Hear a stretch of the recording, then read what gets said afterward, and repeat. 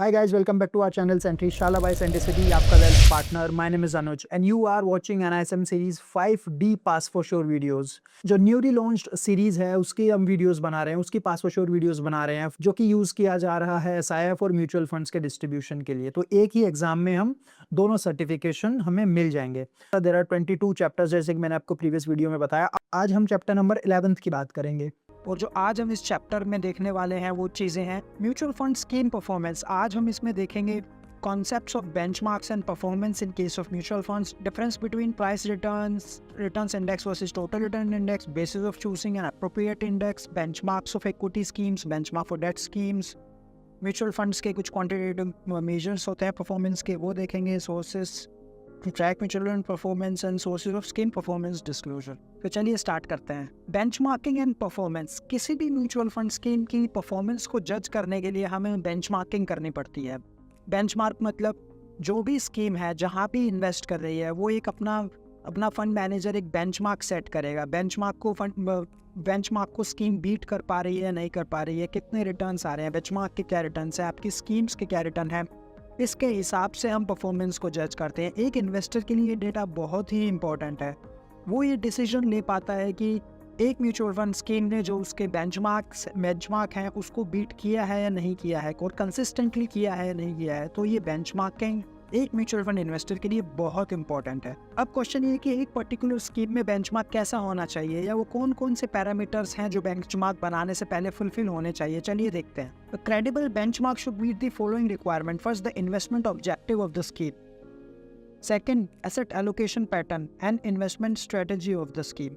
Investment objective of the schemes जो हैं, asset allocation pattern जो हैं, इनको देखते हुए ही एक benchmark सेट किया जाएगा. For an example, इक्विटी और इक्विटी रिलेटेड इंस्ट्रूमेंट्स में इन्वेस्टमेंट हो रही है लार्ज कैप में, सो वो बेंचमार्क भी लार्ज कैप का होना चाहिए. This is called apple to apple comparison. हम जहां लार्ज कैप में इन्वेस्टमेंट ऑब्जेक्टिव है लार्ज कैप में इन्वेस्ट करना, लेकिन हम बेंचमार्क कोई मिड कैप या स्मॉल कैप का इंडेक्स को नहीं ले सकते हैं. So that would not be apple to apple comparison. तो बेंचमार्किंग के लिए ये चीज़ें बहुत इंपॉर्टेंट हैं. और ये जो बेंचमार्क हैं ये किसी इंडिपेंडेंट एजेंसी के होने चाहिए, जैसे कि किसी स्टॉक एक्सचेंज के होने चाहिए, क्रिसिल के होने चाहिए, क्रेडिट रेटिंग एजेंसीज के हो सकते हैं, सिक्योरिटीज रिसर्च हाउसेज या फाइनेंशियल पब्लिकेशंस के भी ये हो सकते हैं बेंचमार्क. एक इंडेक्स फंड के लिए बेंचमार्क क्रिएट करना बहुत ही सिंपल है, या बेंचमार्क को चूज करना बहुत सिंपल है, क्योंकि वहाँ पे उसको सिर्फ एक इंडेक्स को ही ट्रैक करना है. बट दूसरी स्कीम्स के लिए, डाइवर्सिफाइड स्कीम्स के लिए ये थोड़ा सा मुश्किल है.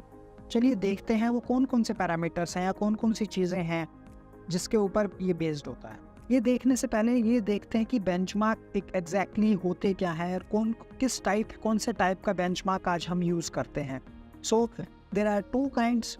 First is price return index and second is total return index. पहले क्या हो रहा था, म्यूचुअल फंड स्कीम्स बेंचमार्क करती थी प्राइस वेरिएंट को, एक इंडेक्स के प्राइस रिटर्न्स को या प्राइस रिटर्न वेरिएंट को ही बेंचमार्किंग के लिए यूज़ किया जाता था. इसका मतलब सिर्फ जो कैपिटल गेन्स उन सिक्योरिटीज़ में हुए हैं उन्हीं को कैप्चर किया जाता था बेंचमार्क के. सो ये तरीका थोड़ा सा गलत था, लेकिन अब ये चेंज हो गया है. With effect from the February 1, 2018 अब म्यूचुअल फंड्स बेंचमार्क करते हैं टोटल रिटर्न इंडेक्स के बेसिस पे.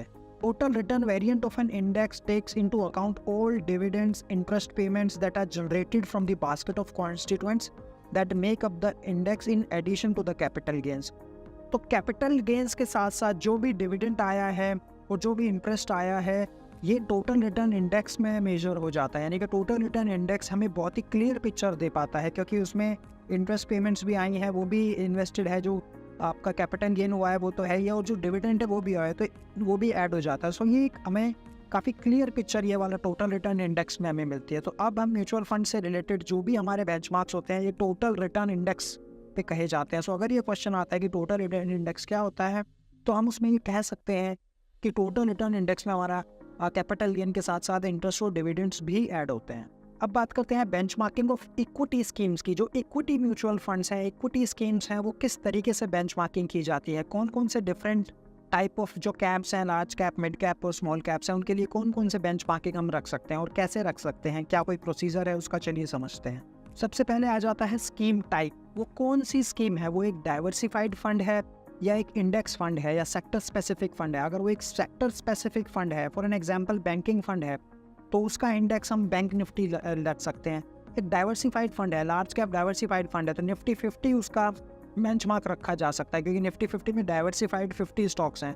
It includes almost top 3 companies of a particular sector, Nifty की बात करें तो। सो लार्ज कैप में निफ्टी रख सकते हैं हम। और जहाँ तक एक बैंकिंग फंड है, banking and financial services fund है, उसमें बैंक निफ्टी उसका हम बेंचमार्किंग सेट कर सकते हैं। तो इस हिसाब से हमें सबसे पहले स्कीम का टाइप देखना पड़ेगा कि स्कीम किस हिसाब की है, स्कीम टाइप क्या है, स्कीम किस हिसाब की है, कहाँ पे इन्वेस्ट करना चाह रही है, और स्कीम का इन्वेस्टमेंट ऑब्जेक्टिव क्या है। उस हिसाब से हम ये देखते हुए जब हम इक्विटी की बेंचमार्किंग करते हैं तो सबसे पहले हम स्कीम टाइप देखेंगे कि स्कीम की टाइप क्या है। चॉइस ऑफ इन्वेस्टमेंट यूनिवर्स, आपने कहाँ पे अपना इन्वेस्टमेंट करने की आप सोच रहे हैं। कुछ इक्विटी फंड्स डिफरेंट सेक्टर में इन्वेस्ट करते हैं, डिफरेंट सेक्टर की लार्ज कंपनीज में इन्वेस्ट करते हैं, और कुछ म्यूचुअल फंड्स का फोकस होता है मिड कैप और स्मॉल कैप पे। तो उसी हिसाब से फिर उनका इन्वेस्टमेंट यूनिवर्स डिसाइड किया जाएगा कि लार्ज कैप कंपनीज का यूनिवर्स भी बहुत लार्ज हो गया, और BSE और NSE उनका इंडेक्स बन सकता है जो लार्ज कैप कंपनीज हैं, और जो mid and small cap companies जैसे मैंने आपको पहले ही बताया उनका फिर अलग से बेंचमार्किंग की जाएगी मिड कैप इंडेक्स और स्मॉल कैप इंडेक्स में respectively. Choices of portfolio concentration, अगर आपके स्टॉक्स में कुछ आपके पोर्टफोलियो में कुछ फ्यूअर स्टॉक्स हैं, फॉर एन एग्जांपल बहुत कम है, 40 स्टॉक्स 50 स्टॉक्स हैं, तो आप निफ्टी 50 को फॉर एन एग्जांपल अपना बेंचमार्क बना सकते हैं। लेकिन आपका जो स्टॉक्स का होराइजन है, आपका कॉन्सेंट्रेशन जो है पोर्टफोलियो का, वो अब 200 गया है, 200 गया है या 500 गया है, सो इन केस आप निफ्टी 200 को उनका बेंचमार्किंग बन जाएगा, और निफ्टी 500 भी बेंचमार्क बना सकते हैं जब हमारा पोर्टफोलियो जो है कॉन्सेंट्रेशन हमारा 500 स्टॉक्स पे चला गया है।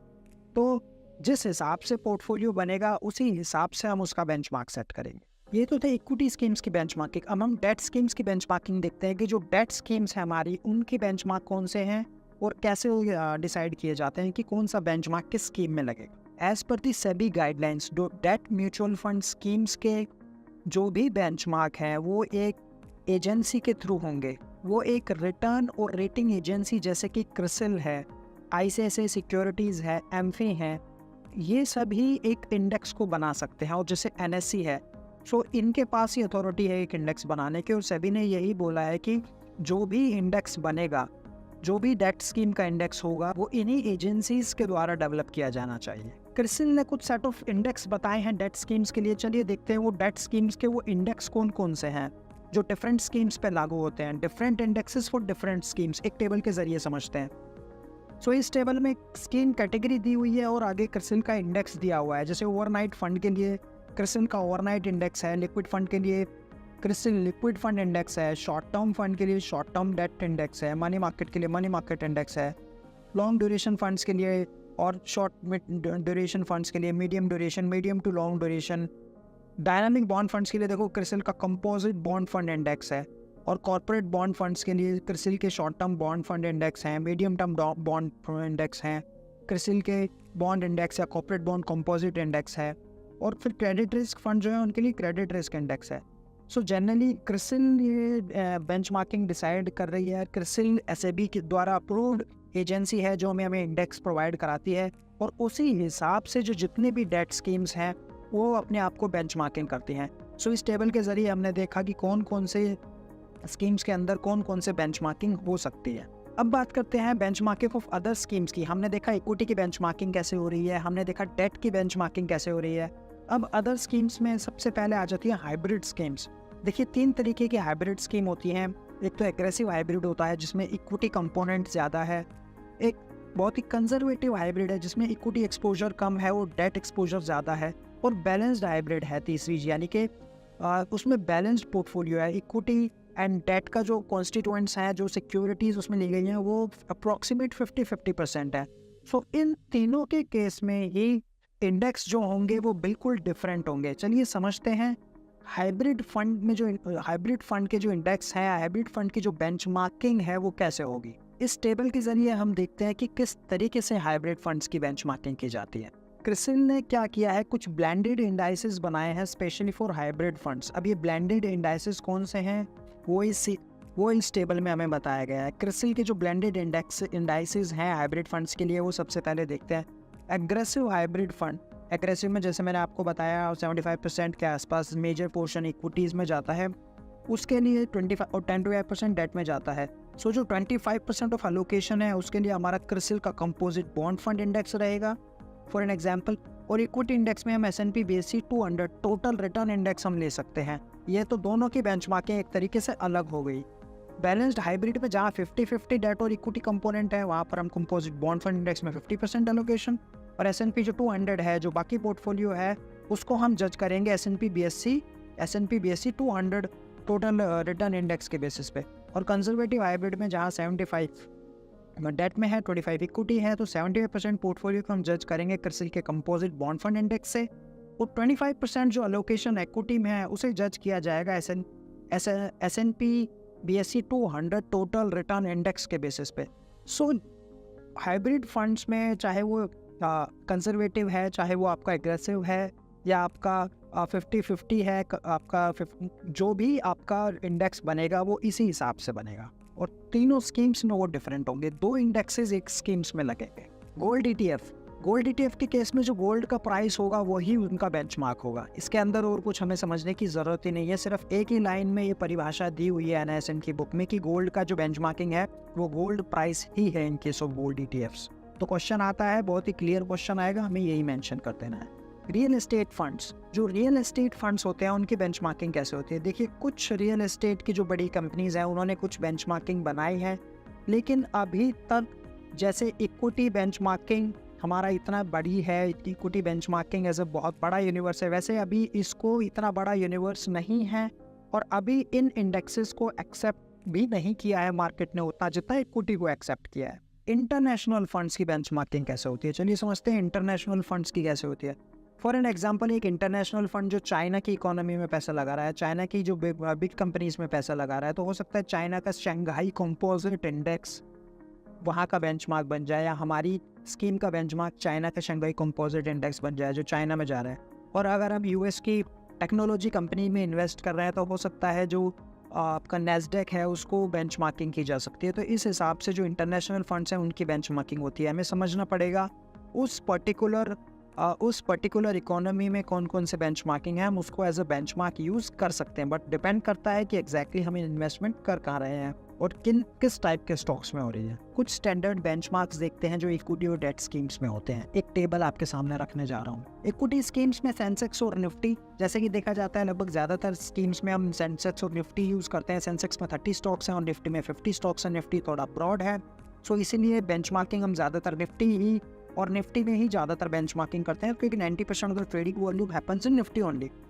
All debt schemes having duration maturity up to 1 year, यानी कि जो मनी मार्केट जो फंड्स हैं उनकी 1 ईयर जो ट्रेजरी बिल है, जो टी बिल्स का जो रेट है वो वहाँ पे उनकी बेंचमार्किंग हो जाती है। All debt schemes which are not covered in point 2 10 years dated GOI security में हो जाती है, यानी कि जो भी डेट स्कीम्स जो हमारी मैच्योरिटी अप टू 1 ईयर से आगे की हैं उनके लिए 10 ईयर्स की government of security. Conservative hybrid funds के लिए भी again 10 year dated government of India security. Balanced hybrid, aggressive hybrid, dynamic asset allocation है, balance advantage, multi asset allocation के लिए हम सेंसेक्स और निफ्टी रख सकते हैं।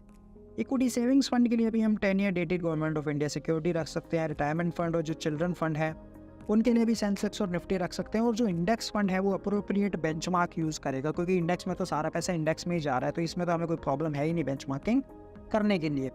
अब देखते हैं quantitative measures of fund manager performance. किस तरीके से फंड मैनेजर ने परफॉर्म किया है, जो आपको रिटर्न जो फंड मैनेजर ने बना के दिए हैं उसके लिए कितना रिटर्न दिए है, क्या परफॉर्मेंस दी है। एक रिटर्न जनरेट करने के लिए फंड मैनेजर ने कितना रिटर्न लिया है और आपको कितना कॉम्पनसेशन मिला है। क्या आपने जितना रिस्क लिया है किसी स्कीम में उतना आपको कॉम्पनसेशन मिला है, उतना रिटर्न मिला है या नहीं मिला है। रिस्क एडजस्टेड परफॉर्मेंस कितनी है। चलिए समझते हैं कुछ क्वान्टिटेटिव मेजर्स से। हमारे सामने कुछ क्वान्टिटेटिव मेजर्स हैं जो क्वेश्चन पूछे जाते हैं, बहुत ही इंपॉर्टेंट। ये सारे के सारे पॉइंट्स हैं, बहुत ध्यान से समझिएगा। देखते हैं वो कौन से हैं। सबसे पहले आ जाता है Sharpe ratio. Sharpe ratio is a very commonly used ratio for the risk adjusted returns of a mutual fund manager. एक mutual fund manager risk free asset में पैसा लगा सकता है विदाउट कोई रिस्क लिए, लेकिन उसने किसी इक्विटी में अपना पैसा लगाया है और रिस्क और रिटर्न जनरेट कर दिया 15%, और रिस्क फ्री एसेट क्लास में 8% था, और फंड मैनेजर ने कहीं पे पैसा लगा के, फॉर एन एग्जांपल इक्विटी में पैसा लगा के 15% रिटर्न, तो ये जो एक्स्ट्रा उसने रिटर्न कमाया है 7% का, 15 माइनस 8 इज 7%। ये जो 7% उसने कमाया है उसके लिए उसने कितना रिस्क लिया है, शार्पे रेशो हमें यही बताता है। और इसको हम इस 7% को हम रिस्क प्रीमियम भी बोल सकते हैं। अब मैं शार्पे रेशो का आपको फॉर्मूला बताता हूँ। RP minus RF divide by the standard deviation, मतलब RP मतलब रिटर्न ऑफ द पोर्टफोलियो या रिटर्न ऑफ द स्कीम भी आप बोल सकते हैं, माइनस RF यानी कि return of risk free security इस केस में, और स्टैंडर्ड डेविएशन। तो स्टैंडर्ड डेविएशन जो रिस्क है, हम स्टैंडर्ड डेविएशन से यहाँ पर डिवाइड क्यों कर रहे हैं, क्योंकि स्टैंडर्ड डेविएशन हमने पिछले चैप्टर में समझा था। स्टैंडर्ड डेविएशन हमारा रिस्क मेजर करता है, जो स्टैंडर्ड रिस्क है, जो एवरेज मीन रिटर्न से जो फ्लक्चुएशन हो रही है, कितना रिस्की है उस एवरेज वो स्कीम अपने पीरियोडिक अपने फ्लक्चुएशन से मीन रिटर्न से कितना फ्लक्चुएट कर रहा है। तो ज़्यादा फ्लक्चुएशन होगी तो ज़्यादा रिस्की होगा, इसीलिए हम इसको डिनोमिनेटर में इसमें स्टैंडर्ड डेविएशन यूज़ करते हैं। तो Sharpe ratio RP minus RM divided by standard deviation. तो और माना जाता है कि higher the Sharpe ratio better it is. अब Sharpe ratio as a single जो शार्पे रेशो है एक फंड का, उससे हम जज नहीं कर सकते हैं। लेकिन अगर हमें 2 फंड दिए गए हैं तो जिसका शार्पे रेशो ज़्यादा है मतलब वो ज़्यादा बेहतर रिस्क एडजस्टेड परफॉर्मेंस है। एक फंड मैनेजर ने जितना रिटर्न लिया है बहुत अच्छे से उसके रिस्क को मैनेज करके आपको रिटर्न दिया है, तो उस हिसाब से हम बोल सकते हैं कि higher the Sharpe ratio better it is. अब बात करते हैं ट्रेनर रेशो की। जैसे ही शार्पे रेशो एक रिस्क एडजस्टेड मेजर है, वैसे ही ट्रेनर रेशो भी है, बट ट्रेनर रेशो में हम RP minus RF divide by standard deviation करने की बजाय वहाँ पे हम बीटा ले लेंगे। और बीटा मेजर करता है sensitivity of a particular security in respect to the market. तो मार्केट बीटा इसीलिए हम यहाँ पे यूज़ करेंगे। तो इसमें कुछ नहीं करना, RP माइनस RF यानी कि रिटर्न ऑफ द स्कीम्स या return of the portfolio minus risk free return divided by the beta. So यहाँ पे बीटा आ जाएगा, एवरीथिंग रिमेन सेम और आपको ट्रेनर रेशो मिल जाएगा। Again higher the Treynor ratio better it is. Sharpe ratio और Treynor ratio एक equity fund का दूसरे इक्विटी फंड से ही ये दोनों कंपेयर किए जाएंगे। एक इक्विटी फंड के शार्पे को आप डेट फंड के शार्पे से कंपेयर नहीं कर सकते हैं, एक इक्विटी फंड के ट्रेनर रेशो को डेट फंड के ट्रेनर रेशो से कंपेयर नहीं कर सकते। तो equity to equity and debt to debt. अब बात करते हैं अल्फा की। अल्फा ही वो चीज़ है जिसके लिए हम म्यूचुअल फंड में इन्वेस्ट करते हैं। अल्फा जो आपके जो scheme returns minus benchmark returns, if it is positive this is called alpha. For an example, एक स्कीम ने 15% का रिटर्न दिया एक साल में और उसका जो बेंचमार्क है यानी फॉर एन एग्जांपल निफ्टी है, उसने 13% का रिटर्न दिया, तो हम ये बोलेंगे उस पर्टिकुलर स्कीम ने +2% का अल्फा में जनरेट करके दिया, जिसके लिए एक म्यूचुअल फंड इन्वेस्टर इन्वेस्ट करता है म्यूचुअल फंड में। फंड मैनेजर ये लायबल हो जाता है, फंड मैनेजर के लिए बहुत ज़रूरी हो जाता है कि वो मार्केट को बीट करके रिटर्न्स दे। फंड मैनेजर वो मार्केट को बीट करके रिटर्न दे, अपने जो बेंचमार्क है उसको बीट करके रिटर्न दे। अदरवाइज म्यूचुअल फंड्स में इन्वेस्ट करने का कोई बेनिफिट नहीं है। ज़्यादातर हम कोई भी जाके सीधा एक्सचेंज पे निफ्टी या डायरेक्ट भी खरीद सकता है। हम बिंदा म्यूचुअल फंड्स में आ रहे हैं तो वो एक्सपेक्ट कर रहा है, वो इन्वेस्टर एक्सपेक्ट कर रहा है कि वो एक इंडेक्स से ज़्यादा रिटर्न कमाएगा या फंड मैनेजर उसके लिए एक्टिवली मैनेज कर रहा है। और वो एक्टिव अगर फंड है, एक्टिवली मैनेज फंड है, तो फंड मैनेजर की ये ड्यूटी बन जाती है कि रिटर्न्स एक्सपेक्ट करते हैं, रिटर्न मार्केट से ज़्यादा बना के दे। और जो भी इन्वेस्टर्स हैं वो ये एक्सपेक्ट करते हैं कि हमें ज़्यादा रिटर्न मिलेगा। ट्रैकिंग एरर इंडेक्स फंड के लिए होता है। देखिए, एक इंडेक्स फंड एक रेप्लिकेट करता है किसी भी अपने पूरे बेंचमार्क को। फॉर एन एग्जांपल, HDFC का निफ्टी फंड है, उसका बेंचमार्क निफ्टी है और निफ्टी ने 12% का रिटर्न दिया और HDFC के निफ्टी प्लान ने भी 12% का रिटर्न दिया। सो यहाँ पर ट्रैकिंग एरर 0 है। और अगर जो भी कुछ भी पॉइंट से ऊपर नीचे हो गया तो उसको बोलेंगे हम ट्रैकिंग एरर। कोई भी परसेंट से, एक स्मॉल बेसिस पॉइंट से भी या एक सिंगल 1 बेसिस पॉइंट से भी अगर वो होता है, so that is called the tracking error. The difference between the index fund returns and the market returns is called tracking error. अब बात करते हैं स्कीम परफॉर्मेंस डिस्क्लोजर की, कि वो कहाँ डिस्क्लोज करते हैं। देखिए, स्कीम इन्फॉर्मेशन डॉक्यूमेंट में हमको पास परफॉर्मेंस दिखाना बहुत ज़रूरी है। अगर स्कीम नहीं है फिर तो हमें नहीं दिखानी है, लेकिन अगर स्कीम चली आ रही है तो हम स्कीम की पास परफॉर्मेंस दिखा सकते हैं SID में। स्कीम इन्फॉर्मेशन डॉक्यूमेंट हर साल अपडेट होता है, जैसे कि हमने SID के चैप्टर में समझा, और इस हिसाब से परफॉर्मेंस भी हर साल अपडेट होती है। लेकिन कुछ म्यूचुअल फंड कंपनीज एक डॉक्यूमेंट निकालती हैं, fund fact sheet. Again, fund fact sheets is not a mandatory document, but लगभग सारी कंपनीज इसे निकालती हैं और इसमें बहुत अच्छे से मंथली बेसिस पे फैक्ट शीट आती है, बहुत अच्छे से इसमें परफॉर्मेंस मेजर दिखाया जाता है। परफॉर्मेंस के लिए last 1 year, 2 year, 3 year, 5 year, 10 years तक क्या परफॉर्मेंस एंड सिंस इंसेप्शन तक के आप इक्विटी या डेट म्यूचुअल फंड्स की परफॉर्मेंस को देख सकते हैं और जज कर सकते हैं। So guys, that was all from the chapter number 11। चलिए कुछ क्वेश्चंस देखते हैं। Question number 1. It is finalized a mutual fund scheme benchmark cannot be changed on a later date. State whether true or false. जब एक बार benchmark decide हो गया सो उसको change नहीं किया जा सकता। ये स्टेटमेंट ट्रू है या फॉल्स है?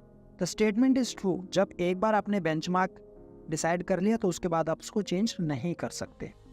विच amongst the following is a measure of risk adjusted returns of mutual fund scheme? इसमें से कौन सा risk adjusted return of mutual fund schemes की है? स्टैंडर्ड डिविएशन, बीटा, वेरिएंस या शार्प रेशो? जो जैसे कि हमने देखा, Sharpe ratio is a measure of quantitative measure of risk adjusted return of a mutual fund scheme. So the answer is Sharpe ratio. Question number 3. Which of the following cannot be considered for the purpose of selecting a scheme's benchmark? Mutual fund scheme's investment objective, investment strategy of mutual fund scheme, scheme's asset allocation pattern या scheme's past return? जैसे कि हमने देखा, एक benchmarking करने के लिए mutual funds का इन्वेस्टमेंट ऑब्जेक्टिव और investment strategy of the mutual fund scheme और स्कीम का एसेट एलोकेशन पैटर्न, ये सब तीनों चीज़ें बहुत ज़रूरी है। ज़रूरी नहीं है स्कीम के पास्ट रिटर्न्स। तो answer is D, scheme past returns. Dash takes into account all dividends generated from the basket of constituents that make up the index in the addition to the capital gain.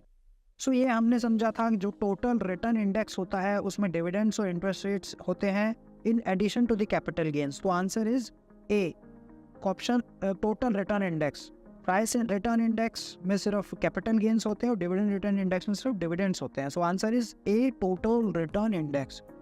Question number 5. Which is the most appropriate measure of evaluating how closely an index fund is tracking its benchmark? अब हमने देखा था जो index fund की benchmarking कैसे पता चलती है।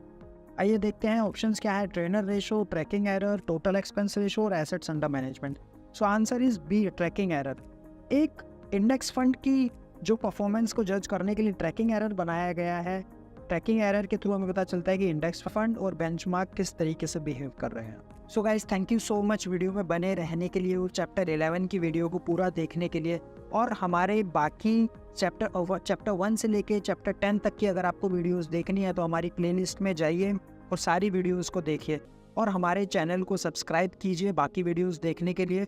और प्लीज़ इस वीडियो को लाइक और शेयर कीजिए। Thank you so much.